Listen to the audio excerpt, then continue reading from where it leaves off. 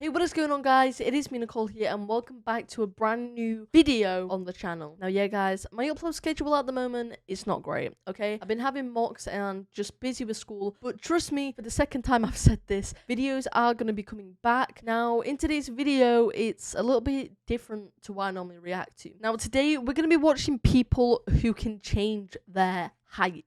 Now, I've never heard of this before. There's a way that people can force themselves to change height, which is just quite weird, actually, because, you know, who knew that you could make yourself grow? But anyway, guys, we're going to go ahead and hop into it. Be sure to check out the new channel, check out the TikTok, and yeah, guys, let's get into the video. So I started off at 5'4" is when I got the surgery done, and now I'm 5'7". Okay, so starting off already, that is quite a big of a height difference. So he was 5'4" when he started, which is quite small. That's only an inch taller than I am, so, you know. And now he's 5'7", so that is actually quite a bit of a height change. There are potentially devastating complications. It is kind of crazy. You're breaking both of your femurs or I did, broke both of my femurs to get this surgery. They broke something inside. 2 sticks of bone and a little metal bar in between them. So your bones effectively didn't grow back together? Yeah, that's exactly it, yeah. I'm sorry I keep pausing, but that's actually... So they stretched their bones out or something, and now they can't connect back together. Guys, let me know in the comments, would you guys, you know, make it where you guys could grow, but then it just kind of means that your bones aren't together. So it's actually quite dangerous, to be fair. We have to be very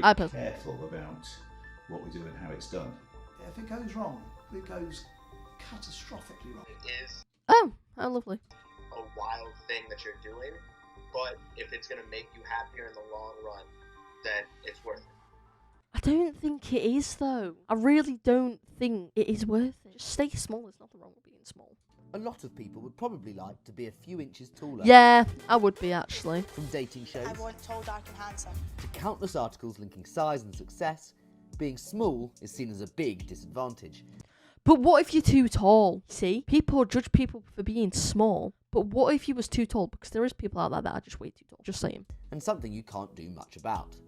Until now. Limb lengthening surgery is a long, expensive and painful undertaking, which nonetheless is growing in popularity, including here in the UK. Costing anything up to an eye-watering £120,000. Sorry, but who even has that financial status just chilling to make you grow? I can say for sure we do not have that extra spare cash. It claims to be able to help patients grow by a staggering 13 centimetres taller. It was pioneered by this man, Gavril Elizarov, a Soviet doctor treating injured soldiers returning from the Second World War.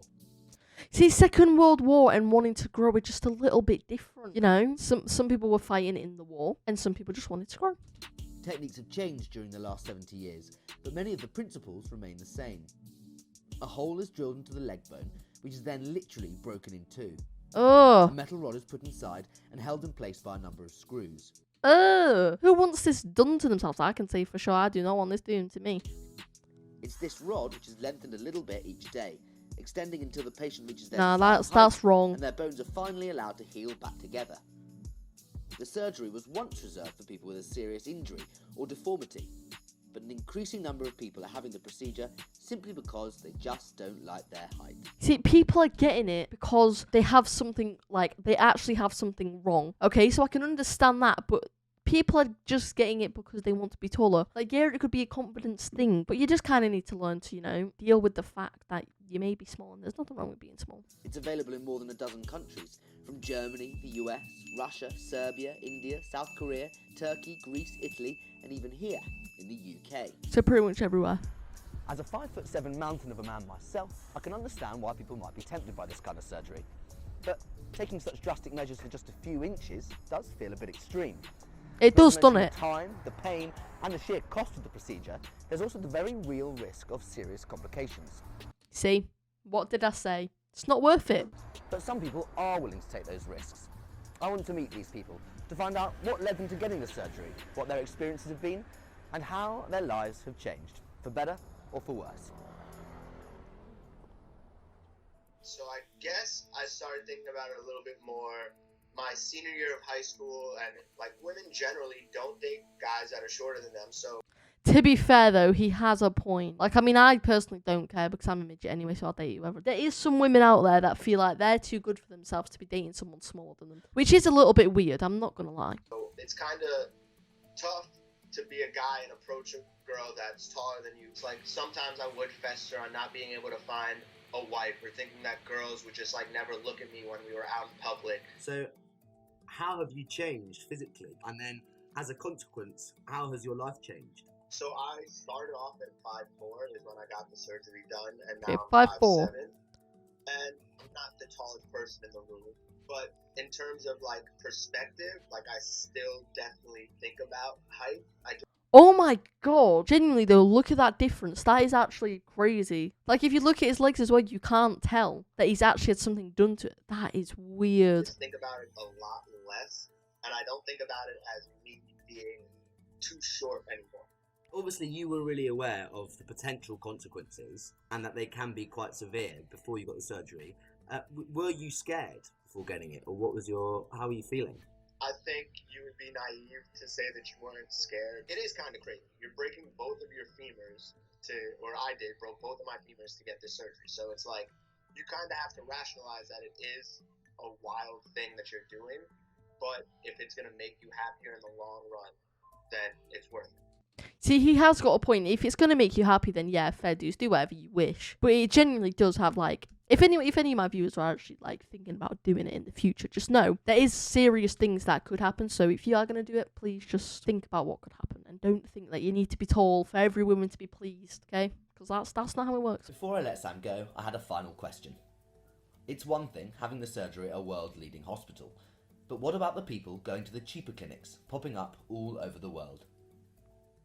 There are people that get these surgeries done by doctors who really don't know what they're doing, and like, that's a scary thing, you know? It's not something that you can just have done and not think about 4 months, 6 months after the surgery. You have to really know what's going on and still be in contact with your doctor after that, so that you can get the full benefits and rehabilitation that you actually want to get out of the surgery.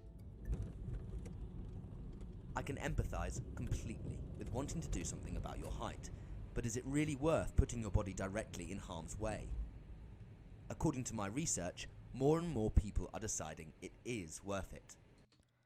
See, now this is the issue, okay? I'm sorry I'm pausing it so much, okay? I just am, okay? So we're just going to roll with it. If more and more people are doing it, that is then going to put more pressure on the people who haven't done it to do it, because they're going to feel like it's a must and not an optional thing. Because if more people are making themselves want to be taller, then other people are then going to want to hop on the so-called trend and make themselves taller. So, you know, it's kind of like, once it gets out there and it becomes quite popular, more people are definitely going to want to do it, which is a bit of an issue, because I personally don't think it's worth it, but obviously people have their own opinions, so it's kind of like whatever. But several clinics are performing leg lengthening operations at 5 times the rate they were just 10 years ago, and hundreds of people are having it done each year. To find out more, I'm on my way to visit Dr. Goodyear, a renowned orthopaedic surgeon in London. Dr. Goodyear specialises in limb reconstruction for people with an injury or deformity.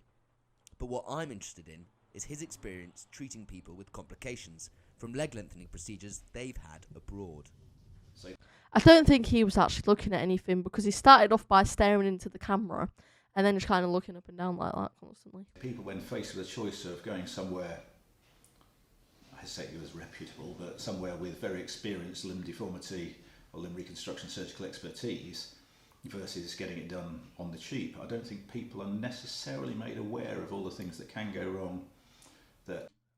Because that is wrong. I don't think people are That is wrong. Russian clinic that offers leg lengthening surgery if you can stand the pain. The whole point of hospitals is for people to make the pain less painful. Bro. God knows what Russia's even doing at the moment. Necessarily made aware of all the things that can go wrong, that often do go wrong, while seeking out a limb lengthening department. I have had a patient who particularly sticks in my mind, who had significant lengthening of his tibias and ended up with rapid onset arthritis. Others who spent months and months and months doing the rehab and eventually lost their jobs, their income stream, ended up fairly bad off. So it's moderate to high risk surgery. It is very high risk. Not very, obviously this doctor knows what he's on about, but again, if you're going to do it, please be careful. But again, the patients often consider the outcome and the rewards to be worth it. I also wanted to know why he thinks someone who's otherwise physically healthy might opt for such serious surgery. Most people who I've come across who've wanted cosmetic lengthening actually have quite often psychological problems, body dysmorphic disorders, and other problems where they have had years of depression and introspection about their perceived disability from their height. So I think we're getting to the realms of, are we actually treating a body dysmorphic disorder, or are we actually giving people a lifestyle choice? So that boundary between what's a therapeutic intervention for people with body dysmorphic disorder who could be helped by lengthening versus people who want a lifestyle choice to be a bit taller is often a difficult and blurred boundary. Guys, honestly, I guess he does have a point here, because to be fair, the amount of people that get judged for their height, especially men these days, is actually quite ridiculous. Like, why are people so pressed about someone's height? Like, it's your height. Nobody should have to care about their height. Do you get what I mean? In order to get a sense of just how serious a procedure it is, I wanted to speak with someone who had met with complications. I got chatting to a British man who had the surgery 5 years ago, growing from 5'6" to 5'9". Barney's situation is different. He had a condition which meant he required surgery to straighten his legs. He then opted to have the leg lengthening procedure at the same time, reassured that it could all be done together and it wouldn't affect his recovery time. Unfortunately, he's been dealing with problems ever since. So, can you describe what your complications were? Yeah, okay, so really my only complication was the fact that my bone separation was happening faster than my bone growth would happen. So basically my bones were being pulled apart at quite a fast rate. Okay, now see, this is something you need to be careful of, because I guess this person's kind of lucky to not have any serious issues now. I don't think he does, but the fact that his bones were growing faster than something else, I'm sorry, I'm not really technical with all this, but that's kind of like worrying when you think about it. But my bone growth wasn't there, so therefore on the x-rays you could sort of see it, sort of like, you know, the gap getting bigger and bigger and bigger, and nothing. So I basically had just 2 sticks of bone and a little metal bar in between hand. So your bones effectively didn't grow back together? Yeah, that's exactly it, yeah. You go in and you're left with the belief that, oh, it's only going to be 3 months out of my life, and you cater for that. And so you get so many people who book this time, have a surgery, get spat out the other side, and whether they go to China, whether they go to Japan, Hong Kong, and it's totally global. But their employer is like, you're not fit, you can't come back. And that's when like mortgage repayments suddenly start collapsing, they're unemployed, and not only are they unemployed, they're unemployable. Yeah, when things go wrong, then you kind of do need a support network.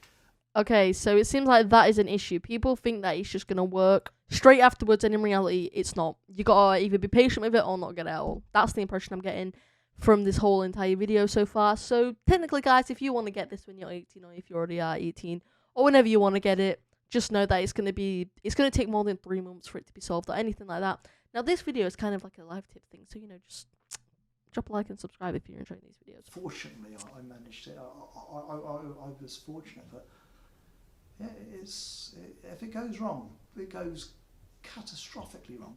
Well, yeah. Would you recommend it to someone? Would you recommend it as something you get? That's a difficult one. Would I recommend it? Because the cost, financially, it is whatever it is. But everything else is life changing, and there is an immense amount of pain. It's like every nerve in your legs are being stretched. Oh, so therefore already put me off. That is genuinely, you know, when you get leg ache and you literally been doing nothing, you just get a leg ache.